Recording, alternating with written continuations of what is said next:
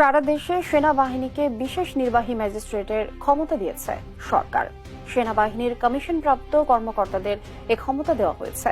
সেনা সদর থেকে ভয়াবহ অ্যাকশনে মাঠে নামার ঘোষণা দিয়েছেন সেনাপ্রধান জেনারেল ওয়াকারুজ্জামান। অবশেষে সেনা শাসনের গুঞ্জন বাস্তবে রূপ নিয়েছে। ঘোষণা পাওয়ার সাথে সাথে মাঠে অবস্থান নিয়েছে সেনা সদস্যরা।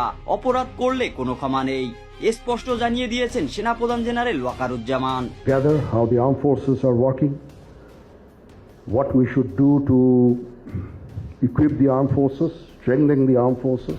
দেশে চলমান নৈরাজ্য, লুটপাট, চাঁদাবাজি সহ সকল ষড়যন্ত্রের মোকাবেলায় সেনা সদস্যদের উন্মুক্ত ঘোষণা দিলেন সেনাপ্রধান। যেখানেই অপরাধ সেখানেই হস্তক্ষেপ করবে সেনাবাহিনী। ম্যাজিস্ট্রেসি পাওয়ার উন্মুক্ত ঘোষণা দিলেন রাষ্ট্রপতি শাহাবুদ্দিন চুপ্পু।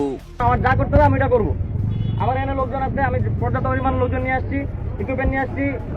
প্রত্যেকটা রাইফেল কিন্তু ফুললি লোডেড, ভিতরে অ্যামুনিশন আছে।